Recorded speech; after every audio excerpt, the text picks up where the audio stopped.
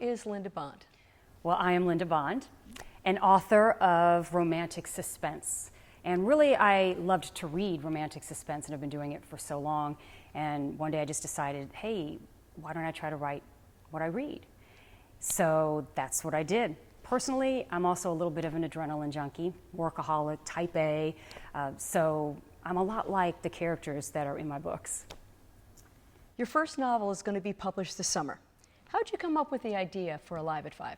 Well, my day job is a news anchor and reporter. And I was sitting on the set one day reading another one of the bizarre stories that come out of Florida, and it was about this adventure vacation. And I turned to my co-anchor and I said, wow, that would be the coolest setting for a novel, don't you think? An adventure vacation. I mean, you're jumping out of planes and swimming with sharks and underground cave diving, and I just liked that, being the adrenaline junkie that I am.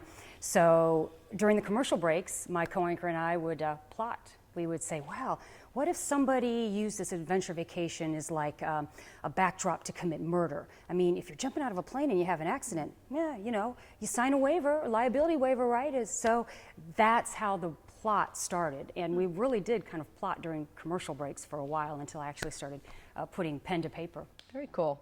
What other research went into the writing of this book? Well, I wanted it to have a really cool, cute meet. That's when the hero and the heroine meet for the first time. And I said, okay, it'll be skydiving, and he's going to skydive, and as he's landing, he's going to plow right into her. I've never, in all the years I've been reading books, seen that kind of a meet. But I don't know anything about skydiving. I've never done it myself. So Skydive City is located in Zephyr Hills, which is near where I live. So I called up the owner, TK, and I said, hey, I want to write a book, but I don't know anything about skydiving. Can I come talk to you?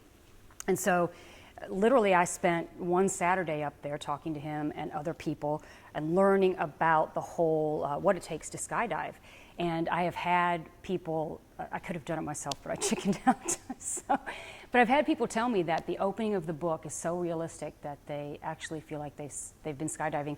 And I've run it by a couple of skydivers to make sure that the lingo is okay. So that kind of research I did.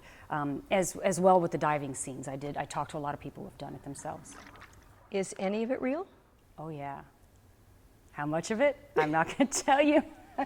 But for example, I have flown in an F-16. Don't know many people who have done that. And I've actually flown the F-16. So when I was coming up with the idea for the book, I was like, I've got to put that in there because I can really tell you what it's like to fly faster than the speed of sound.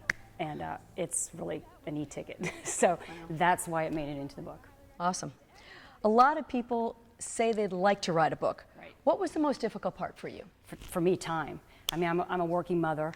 I have a very demanding day job. I have, believe it or not, 5 kids. Some of them are, older now. But so time, I wrote Alive at 5, a chapter here, a chapter there. I'd take my laptop to, soccer games, and during the hour warm-up, I'd be writing away, and then as soon as the game started, I would put the laptop up. But you just whenever. When you write, do you try to impart a message to the reader?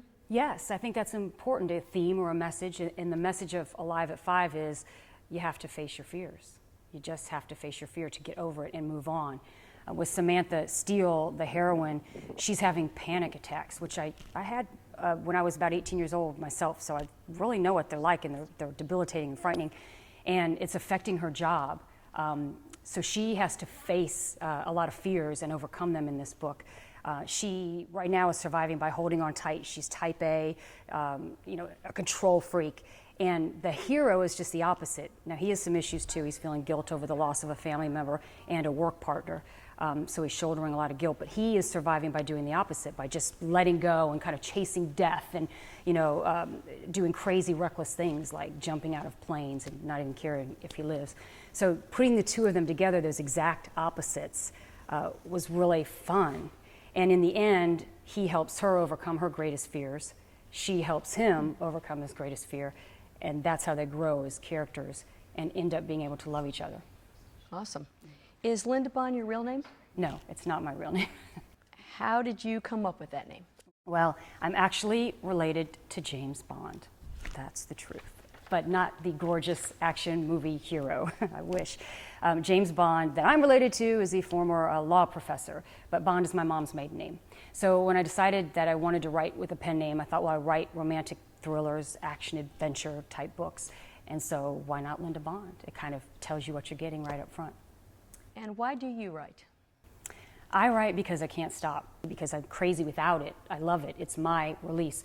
Like some people have different hobbies, and some people love to read, to unwind. Me, I like to write. I mean, if I'm stressed, I'll hit the computer. And like I said, I do write at soccer games and such, and so I've had people come up to me and go, Linda, you always are working. And I'm like, right, but here's the key to this. If you're doing what you love, it's not work. Right. It's what you want to be doing. I write because I love it. Well, thank you, Linda Bond. And thank you, Vella Day. I appreciate it.